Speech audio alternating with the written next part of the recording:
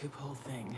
What is the point of this? Is this posterity? Will this be put in one of those time capsules and blasted out to space or buried underneath a pyramid somewhere? So that one day people will look it up and go, hey, look at this. There's this person who talked about her life for no particular reason to the people she doesn't even know. Anyway, I think this is going to be brief. I always say that, then it's not brief, but I'm going to try to make it brief because I'm tired, you guys.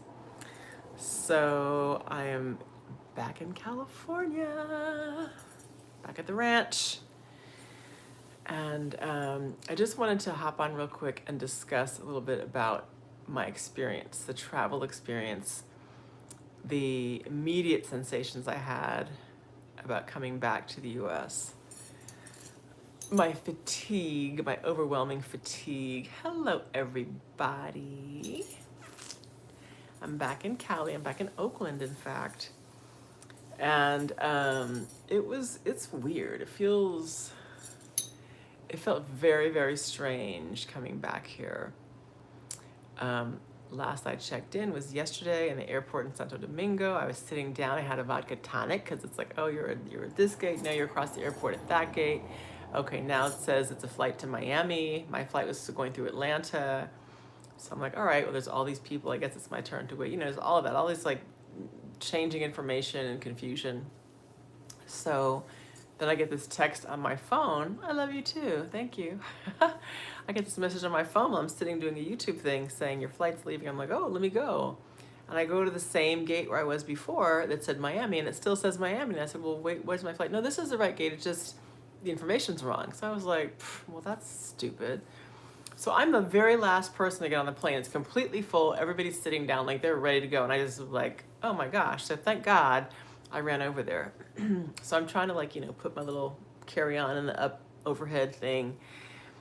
And, just trying to get quickly situated and sit down, about to put my seatbelt on. And this flight attendant comes over and in a very snarky voice says to me, and my mask, by the way, had kind of come down a little bit, right? You have to have your mask covering your whole nose and mouth. Is that going to be a problem for you? And I was like, clutch the pearls. Who was this bitch talking to? Like, excuse me? No, like, welcome, ma'am, before we take off, just make sure you pull it up a little bit. Do you mind? Nothing like nice like that. So I was like, no, is it a problem for you? I'd snap back. And so then I guess she felt like I had an attitude, which I sort of did, but she started, I don't mean to be juvenile about it, but really I was really offended by her tone and lack of courtesy. I'm a bit of a frazzled passenger. I'm sure she didn't know I had misinformation about the gates and all that stuff, but it was just really funky. Not to mention, it shouldn't make a difference no matter where you sit in the plane, but I was in row 2. So, I'm expecting a higher quality of service. I did not get it. And so then after I say, no, it's not a problem for me, is it a problem for you? Like, basically, what's wrong with you? And this is an American flight staff. I flew on Delta. It was an American flight staff. In fact, because I was just always used to speaking Spanish, when I was trying to put my bag up, I said something in Spanish to one of the flight attendants, a black woman. I thought, maybe she's bilingual, I don't know. And she's like, what? And I said, oh, forgot. The US again. Y'all don't speak no more languages. Okay. So anyway, so she said, yeah, put your mask. And I was like, okay, not a problem. And I hear her, she goes right to the galley, which because I'm in row 2, I'm right there.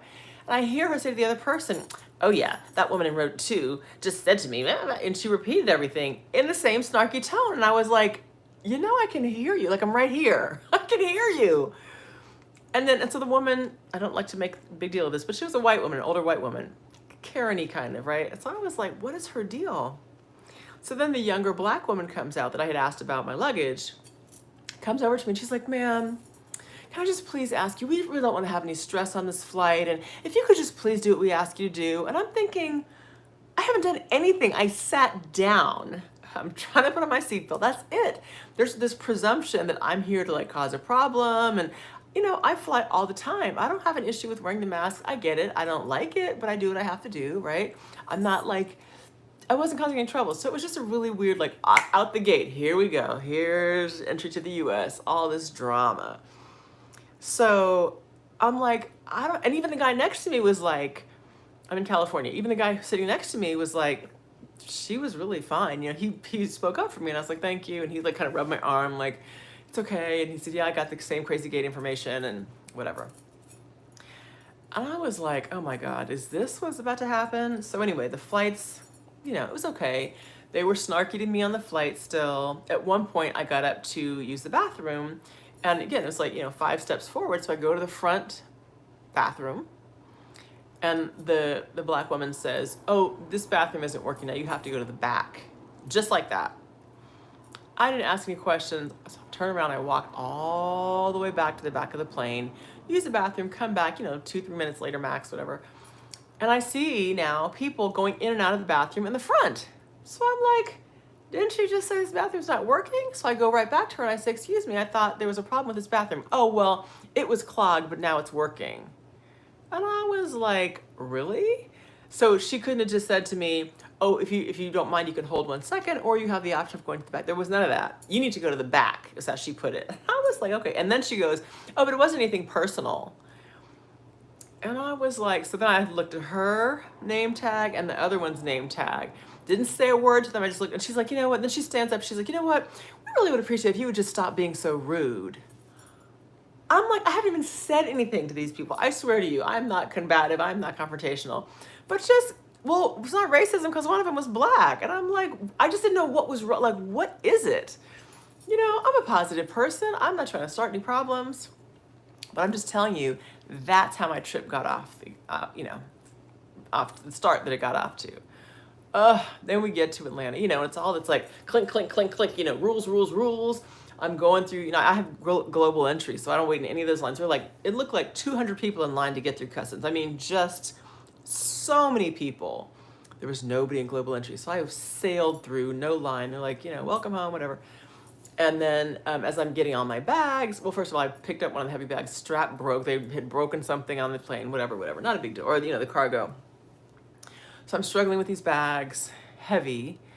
And I'm pushing all this stuff down one of those carts to the next, like, you know, the connecting flight area. And the police guy who's there is like, you know, do you have anything to declare? And what's in the bags? I was like, clothes. He's like, that's an awful lot of clothes. I said, yeah, it is. And, well, where do you live? I said, well, I live in both places. Well, what do you do for a living? I was like, I'm an attorney. What kind of attorney? You know, just all this. And then he's like, well, do you smoke? And I said, that's a lot of questions. Well, I ask everybody these questions because if certain people smoke a certain amount of cigarettes, blah, blah. And I was like, I don't smoke cigarettes. We're good, you know, whatever. But it was just like, I felt like I was being treated like a criminal from the very beginning. Like the snarky people on the plane to the guy asking me the questions, TSA. So I have pre-check. So I'm not supposed to have to take off my shoes or all that kind of crap, take my laptop out. I can just sail through because I've been checked already. They've done my background. I'm not a threat to anybody. I'm just a peaceful person trying to live my life. But whatever the part is we went through, it's like, well, we don't recognize pre-check here, so take all your stuff off. Oh my God. All these different bins, just, and I'm exhausted, people, right? I'm sure other people are too, but I'm speaking about myself. It was just, it's not welcoming. It felt very hostile coming back to the US, very hostile. People not like, how are you? And I get they're probably tired too and overworked and underpaid. You know, I understand that. I'm just telling you though, it felt like awful. It was not a pleasant experience. I realized in my haste, in my packing haste, and in my exhaustion, so when I was in the DR, I used coconut oil every single day on my skin because it makes it really soft, it smells good. It doesn't really have a scent, but it's like just a light, it's just cleansing, I like it. And it's a natural mosquito repellent apparently, so I rarely got bitten by mosquitoes. So I had recently purchased a bottle of coconut oil that I really liked, and I had used maybe a third of it, not very much. But again, in my haste and in my exhaustion, I put it in one of my carry-on bags. You know, I had it like wrapped up in some plastic and stuff. I am gonna report those ladies. I took their name, Tina. You know, that's why I was like, check the name tag. I didn't say anything to them, but I looked at both their name tags, and then one of them was like, oh, I see you looking at our name tags, and just so you know, we know who you are. And I was like, bitch, I mean, that's what I'm thinking in my head, fuck you. I mean, excuse me, but I really was like, the fuck is wrong with them? Like, I haven't done anything to anybody. I'm just tired trying to sit down and go to sleep, and I'm getting this funky treatment. So I asked the person in the Atlanta airport, where's customer service? You know, so I'll be writing a letter. I'm a very good writer. I write for a living, among other things. And so it's like people just, mosquitoes? Oh, yeah, so coconut oil. I am going to write the letter. Not today, not tomorrow, because I'm just too tired right now. You know, all the moving and changing and jet lag and all this stuff. And then coming home and having like, you know, all this like COVID mania, hysteria. And I understand that people are legitimately concerned, and I don't want to get into all that conversation again, because it is pervasive. You cannot get away from it here. You know, I guess maybe anywhere in the world, but certainly here, it's like just that's all anybody's talking about. It's all over the news constantly. I don't even watch the news, but just hearing it. And the guy next to me on the plane ended up he watched a movie, and then I saw at the end he had on like CNN. And of course, what was the headline? Every time I happened to look over, it was like something COVID vaccine related, and I was like, I'm refusing to look at his monitor, his screen. So, I mean, I wasn't in tears, but I damn near was like, this is a bad idea. I don't like being here. But I'm here for my son. And I will say the highlight of it was that my son was just so happy to see me. I mean, he's just, you know, he's very happy here. And he says he's enjoying, they've already started school here, which is really weird to me. He's going to a public school this year for the first time. Yeah, I'm seeing your comments, you guys, kind of. So anyway, so public schools have already started, but it was like a short week. They call them minimum days. They just go like till 1 o'clock in the afternoon. But he's super happy. He's like, yeah, the basketball court's the best place to meet people, and blah, blah, blah. You know, I met this kid and that kid and da, da, da, da. So, yeah, but the U.S., let me tell you something. The U.S. is on one. The U.S. is on one. People are tripping, and it doesn't feel welcoming. It doesn't feel like home. I feel like I don't belong here. This is a strange place. How soon can I get out? That's what it feels like to me. So I will be doing back and forth. I also have some friends right now in Mexico. One of them's in Mexico City, and he posted some stuff on Facebook about how beautiful Mexico City is. And another one of my friends just left Mexico City, and she said the same thing. Like, this city is gorgeous and full of wonderful restaurants and museums and loads of culture. Do not believe all the stuff you hear. I'm not bashing the virus. I'm bashing just the relentless talk about it. Guess what? Read some metaphysical books. Read about the more you focus on something, the more you're going to get. So the more you focus on fear, the more you're going to have things to be afraid of. The more you focus on the boogeyman, the more the boogeyman's going to appear in your nightmares. So I'm not bashing anything. I'm saying I'm sick of hearing about it. Okay, I'm not going to spend my time reading the latest death tolls and I don't want to do that. I'd rather spend my time, and I'm going to spend my time. Fake pandemic, I'm not even making a comment about that, but I will say that for myself, I don't choose to spend my time thinking or talking about that shit, frankly. I am healthy. I'm grateful to be healthy. I know a lot of people are not healthy. Whatever the reasons are, it's fake or it's not fake, but I'm not going to spend my time being involved with that. I don't want to. It feels better to me when I talk about things like wellness and happiness and abundance and all that. And so my life has reflected wellness and happiness and abundance. I come back here and I can feel, I told a friend of mine this morning, you know, people are checking in with me, friends from the DR, friends from here, like, hey, how you doing? What's going on? And I use the word dissonance. I said, it feels like dissonance. And it's true. It feels like my vibe is a different vibe. Hi, everybody. I see you saying hi. My vibe is different. My vibe is like happiness and you know, just like, let me show you something. So I bought this thing I had delivered. See that right down there? Oops. Can you see that thing? The little green thingy, and it's blowing out a vapor. So it's like a little, I guess it's like a humidifier type deal. I forget what you call it. Anyway, it's lemongrass scented. And one of the ladies I get massages from the DR has one of those in her, where she does massages. And whenever I go there, it just smells so good and it's so refreshing. It's like a cool feeling in the room. So I bought one because that's how I want to feel. I want to walk into the room and have it smell wonderful. It makes me feel good. It'll help me relax. Diffuser, thank you, exactly. And I bought different little scents. Look, I'll show you. I bought a little box of different scents. It's like 5 different scents in here. So that's what I'm trying to focus on, is like, how can I make myself feel good? See there? I can smell them. It's like lavender, lemongrass, eucalyptus, stuff like that. You know, and yeah, you know, so I'll say this. So I was talking about, I will say last thing on the vaccine, all right? But I mentioned to someone today about the vaccine and, you know, if you're gonna get it, where do you get it? Because I guess I didn't know you could just go to CVS or any like little drugstore. It's, you know, it's all over. I had no idea because I hadn't been paying attention to the US, having not been here for so long. And I was like, well, if it's free like that, I'm gonna go to the rich neighborhood where the white people live and get it there, because I don't want to go to the hood, for example, and do it there, because who knows, maybe the batch number is different that goes there, and I don't know.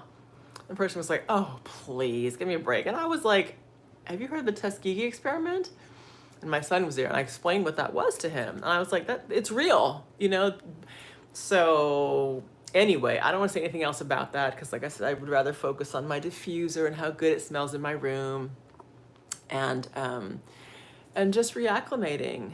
But yeah, it felt, I mean, honestly, the word that I felt last night was hostile. I was like, it's hostile. It's a hostile environment coming back. No part of the experience was like relaxed, or even like, they didn't even serve any food. I got a box.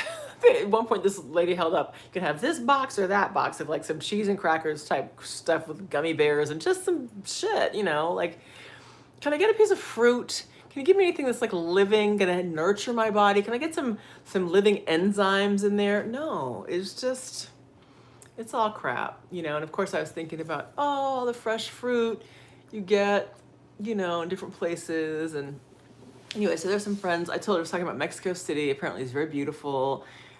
So one of the people who was there is now in San Miguel de Allende, and she sent me some photos of that, and I was like, wow, really pretty.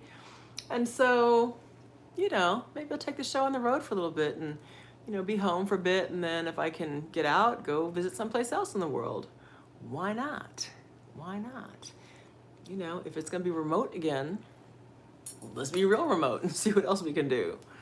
So, so of course it's an adjustment. For those of you who maybe don't know my whole story or are just tuning in randomly today or whatever, I am in California now, which is where I'm from, Northern Cal.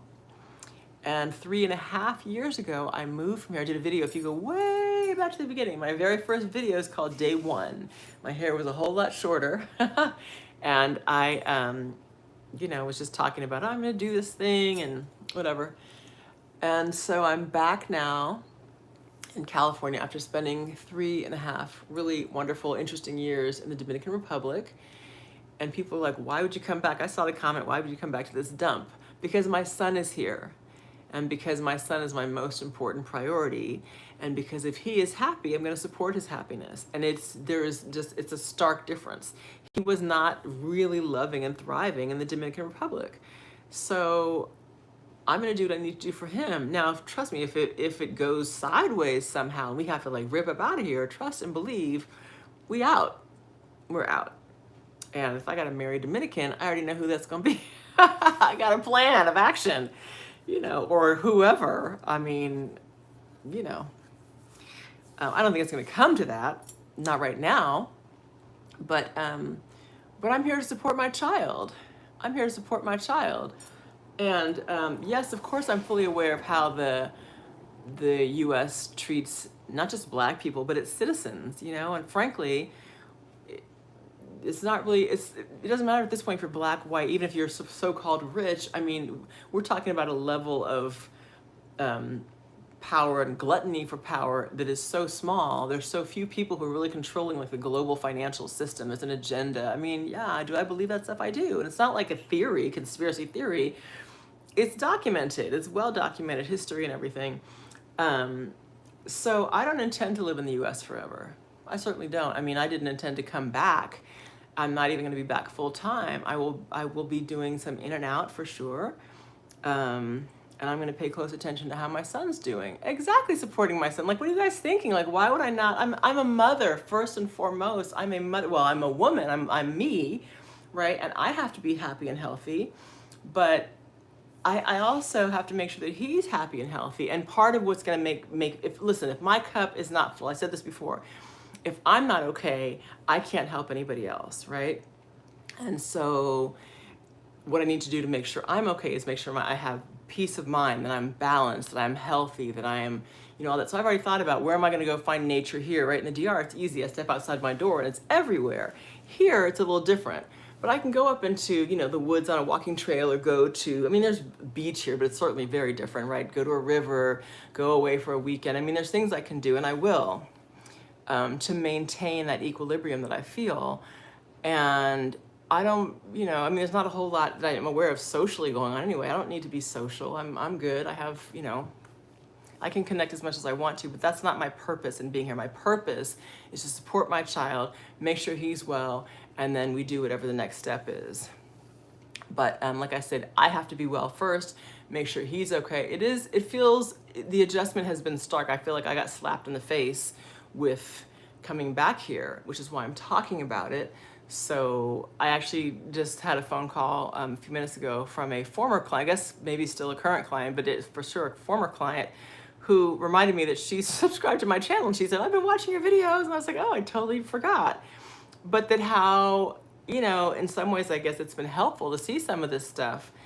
And that self-care is so important. And so that's why I bought the diffuser, because it may seem like a small thing, but really when I walk into a room, like when I was going to get my massages, and it smelled really good and it was cool and all that, your senses really impact how we feel. That's like if you walk into some place and there's just like a bad noise, you don't want to be there. Oh, thank you. I saw the appreciation for the time in the DR. Yeah, I'll go back there. I've already been in touch with some friends in the DR, talking about when I'm going back.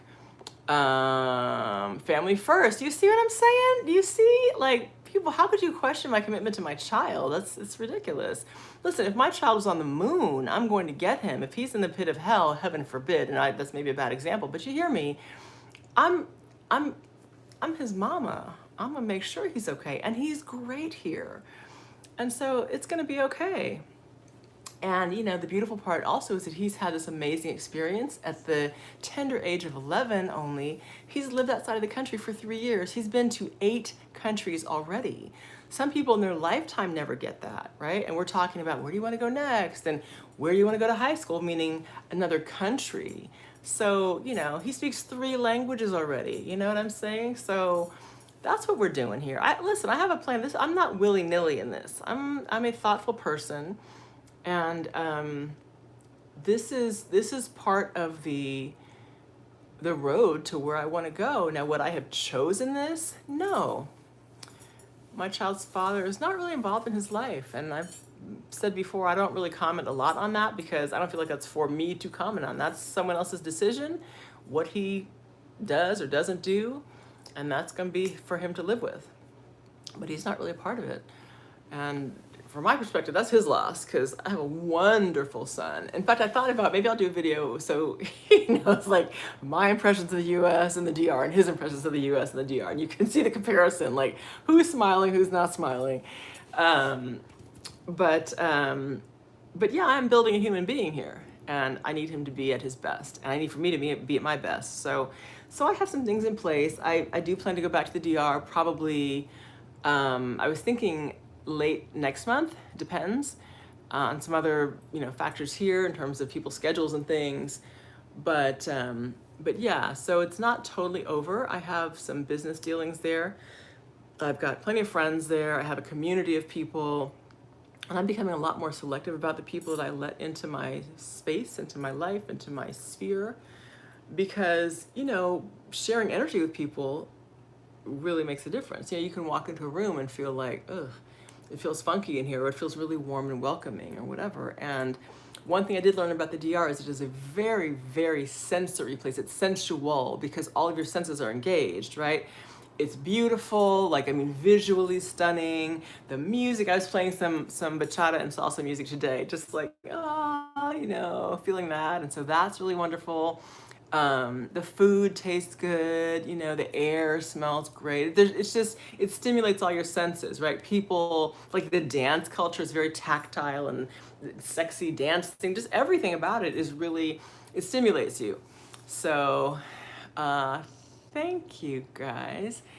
Yeah, I see some of the comments. Thank you. And so, so I don't want to say recreate, the DR is obviously not here. And so a lot of our senses get dulled here. And think about it, like the whole thing about, being separate, having a mask on, so you can't see someone smile. You don't get to appreciate that. That has an effect on us psychologically, which then has an effect on us physically, right? The mind-body connection is a real thing. So I intend to, take us, like I said, on trips, to the woods and to the beach and to wherever, I don't know, just, there's a place here called Muir Woods where they have those giant redwood trees, like hundreds of year old redwood trees. And so my mom and my son were talking about that today. Like, Mom, do you want to go with us? And I was like, yeah, I'll go to Muir Woods. And so this is only day one, a new day one back in California. I haven't been in Cali in, I don't even know, I think it's been over a year. I've been in the US, but I haven't been here for a long time. So it's really weird to see things. And frankly, the US looks pretty raggedy too. The DR is kind of raggedy, definitely, kind of dirty in some places, but the US is looking real raggedy right now. The homelessness is off the charts. Hey, come here. Perfect timing. Come sit down. Say hello to the people. Hi. Okay, just a couple quick questions. How do you like being back in the US? Pretty good. What? Pretty good. You do like it? Yeah. What do you like about it? It's the USA, so I kind of. Yeah? I like my family here. Mm-hmm. You like being close to family? Yeah. Are you enjoying school so far? Yeah. And what about your social stuff? How's that going for you? Yeah. You like it? Mm-hmm. Do you like it better than the DR? Yes. You do? Yes. Why? Yes. People are asking. They were asking, why would you come back to the U.S.? So I said, well, my son is here. I'm really here for you, to support you, because I thought you seemed a whole lot happier here. I am. You are? Yeah. So I'm trying to get to people, because some people have children and they're considering maybe traveling or moving, and we're under this whole pandemic weirdness. Mm-hmm. And so some people feel like the U.S. is not a good place to be because of all that. Yeah. But you feel differently? Yeah. How do you feel? Feel pretty good right now. You do? What makes you happy being here? I had to take a moment to think about that. Okay, you can take a moment. All right. Do you have anything that you particularly did or did not like about the DR? I like the beaches, mostly some of the people there, my friends. I wouldn't say that I like the schools, but Yeah. But you're happy to be here for now. Mm-hmm. Ahora entonces estamos aquí. All right. ¿Verdad? Dame un besito. He doesn't want to kiss me on camera. Okay, babe. Thank you. Mm-hmm. So, Sorry, I was going to ask you for some water. Boy, don't bring me any more water in here. All right. No mas. See, he brought me 4 bottles of water earlier. Like, I need to hydrate, Mom. You need to hydrate. So he keep coming in with 1 bottle and another bottle and another bottle.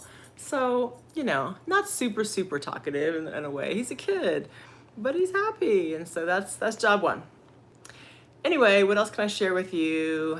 Thank you. Yeah, he's a good boy. Look, as a parent, if your child isn't happy, you're like, well, what's going on? What's going on? And so it makes me feel really good, even though I'm like, oh, I'm choking a little bit here.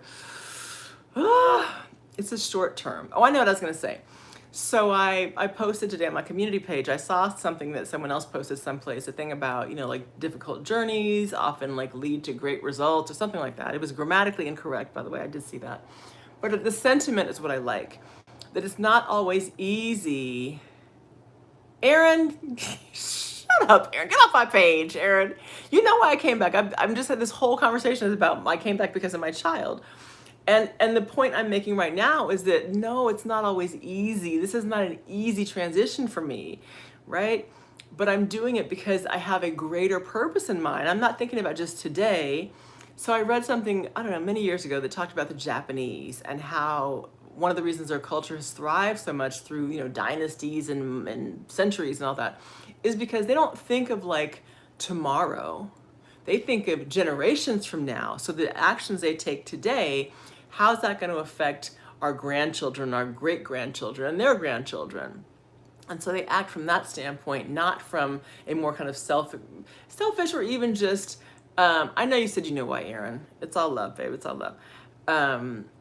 So it's forethought. And I'm not necessarily thinking about generations down the road, but I am thinking about, how he's going to be as a man, as an adult. And if he's not okay now, I'm not trying to plant a seed on a shaky foundation, or a seed that has like, there's damaged in some way. You know, he's young, he's tender, he's got a lot of developing to do. And so his development needs to be in soil, in an environment that is conducive to his highest well-being. And if that means that I have to take a step back or take a step sideways, I'm already grown. I'm okay. I can handle it. I'm not going to ask him to keep handling something that it really isn't his, not just his preference, but like in his highest and best good. So I think I've made that point, drilled that into the ground. And so, you know, and the thing is, here's the thing, you can't see what the results are going to be. Oh, I can't answer your relationship question. You want to talk about relationships in the DR? Message me. Like, set up a call with me. It's tricky. You can fall for the okie doke. Is she calling you I Poppy? How many I Poppies have you gotten? Anyway, damn, I lost my train of thought. Selfless, of course. And so I was talking about being planted in fertile soil, and it's for me to take the step back now, or step aside, because you know, I've been a kid, I've been an adolescent, I was in my 20s, I was in, you know, I had my party girl days, I did all the things, right? It's now my time to be, not thankful, but to be, you know, thoughtful about him and what he needs. And I am thinking long term. I'm not thinking about just today or next month or 2022. I'm thinking about down the road. And so I do have some things in place and things that I'm working on setting up so that he will be straight, that I'll be straight, but that he'll be straight too. And then he can, you know, like legacy type stuff I'm thinking about. So when he has his family. Oh, Aaron, stop with the all bad. Come to my channel and share some positivity, Aaron. Give us some love, people. Those of you who have snarky comments, can I kick people off? I'm gonna have the eject button, boop, and off you go. You can go to the negative channel. So, oh, you're chatting among yourselves. Okay, I will ignore the comments now. So anyway, I do plan to get to LA soon because I've got friends and clients down there that I haven't seen in a while. And that's the upside of being back here, is I get to see a few people. And again, I'm not going to be out and about in that kind of way, but I've got, you know, some folks. I love you too, Aaron. It's all good. See what I'm saying? I got friends like Aaron who love me. Yeah, so it's not even 24 hours since I've been home. And part of me was like, I just want to lay in the bed and do nothing all day. And the other part was like, no, you should share this too, because this like immediate reentry is, it was stark. It was very stark. I mean, I wasn't in tears, but I definitely was like, this doesn't feel right. And I'm one of those people, again, talking about sort of metaphysical stuff, that my feelings quite often are my compass. And I don't mean just like willy-nilly, any kind of, but like that sense you have inside about, yes, this feels good, I'm going in the right direction, or I have a funny feeling about that person, or this seems like not a safe thing to do or not a good idea. I had a feeling of like, this doesn't feel good. But I will say that even in just less than 24 hours, I'm like, okay, certainly seeing my son be happy, that helps me feel better. I'm like, okay, I'm on the right track. Remember your purpose long term.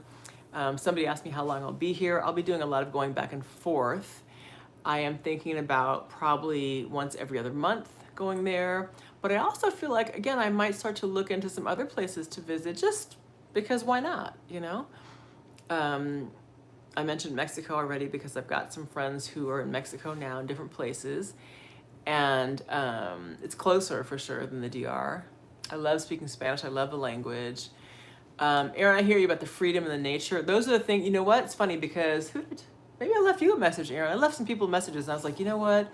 I just want to go put my feet in the grass. I want to lay back and look at the clouds. Like I realized that the things I was desiring immediately upon leaving the DR were the simplest things. I wanted to just be in touch with nature. You know, I mentioned like coming in that crappy food they had on the airplane. I wanted just fresh, natural food. last night when I was going to bed, I opened my window a little bit and I heard like this little cricket, cricket, cricket outside. And it reminded me of like the sounds in the DR, and I was like, ah, and so it was really soothing to me. So that's the stuff that I really want to like keep in touch with, pay attention to. Let me tell you, here's a hint, people, seriously, if you are not able to get out to a place that you want to go to, whether it's the Dominican Republic or anywhere in the world, you connect with nature, because nature is so prevalent there. That is what makes us feel good. I don't think I'm unique in this. I think that it's scientific, right? There's healing in nature, not just like what's, what they can distill from roots and bark and berries and all that stuff, but like planting your feet in some grass or some soil and just letting the earth not heal you really, but just there's a connection that happens there. Go sit in a park or go someplace and the fresh food, right? Eat healthy food. So I was driving down the street while I was riding, whatever. And that's one of the things I thought about when I was leaving the DR. I'm like, damn, I don't want to go to the big grocery stores and pay, let me tell you that in a second, grocery store, pay all this money or have all this packaged processed food. And we were in like a little Latino area today and drove down the street. And sure enough, there's like a little produce market, produce stand kind of thing. And I was like, it reminded me of the cold mom that was there. And I'm like, okay, I'm going to come to these places, which I had already thought about. I'm going to come to these places and get fruit that, hopefully came right off the farmer's truck. So I didn't really eat. I had a banana last night when I got in. I was tired, went to bed. And this morning I had a little bit of oatmeal, but that was it. And then we're out and about doing errands and stuff. And I got really hungry. And I was like, can you take me to this place to get me something to eat real quick? So I went to this market, like kind of not like Trader Joe's, but like a fancy Trader Joe's. If you guys know Trader Joe's, it's kind of like it's not really a big supermarket, but it's whatever. It's a supermarket.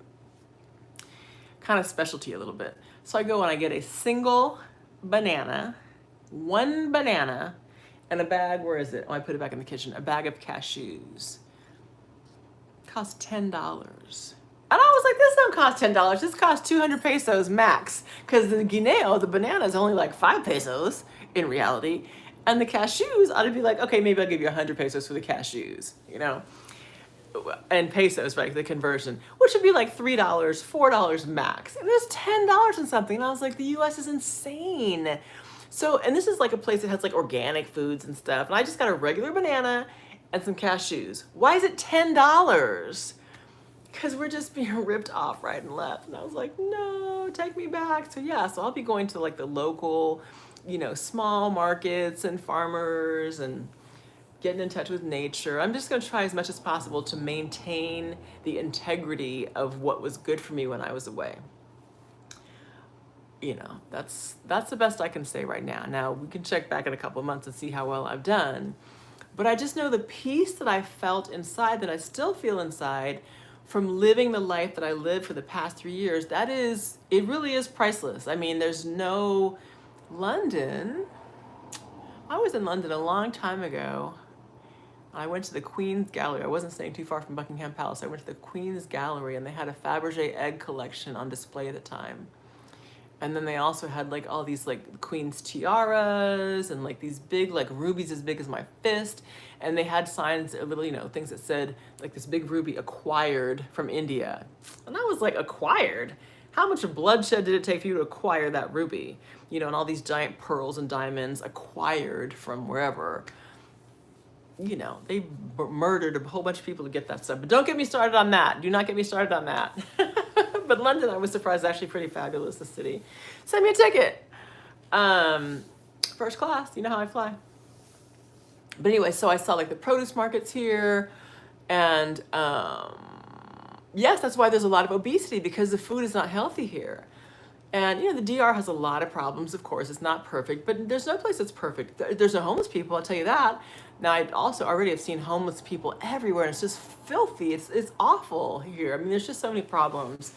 So where am I going to live forever and ever? I see myself having multiple residences, frankly. That's my dream, multiple residences. So that, maybe we spend a few months here, maybe I fly into a spot and do a project, but mainly I'd say 2 to 3 residences that I spend the bulk of my time in. I am a simple girl. I'm very simple. I do like luxury, doesn't mean I'm not simple. I'm not high maintenance at all. I'm super chill, but I like nice stuff. you know, but I can also be real regular. So, yeah, homelessness in California is terrible, and it's just there's like filth and vermin everywhere, and the DR, they say, oh, it's poor third world country. Well, guess what? You don't see homeless people. All those people, they may be broke down, but they're going someplace to sleep at night. Now, granted, some of where people are sleeping is really dire, like no running water, no plumbing, all of that. I think the US is fading out, and there's some people, the powers that be, who want to, dominate everybody, and that kind of crazy, sick thinking where you want to control people and harm people. I can't even get with that.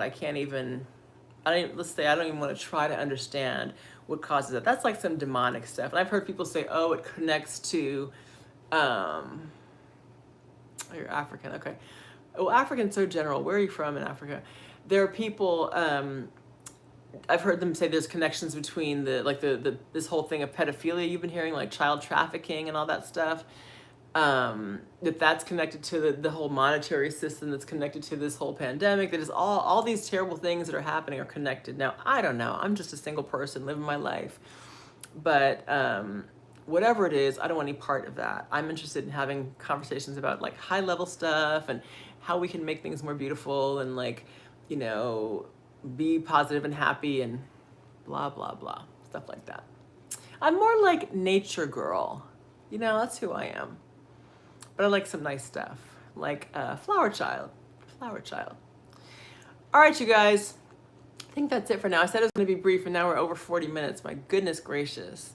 But I hope I've given you a sense of, my experience in, I don't even know if I would say repatriating, because I'm here, but I don't feel like this is home in that way, not long term.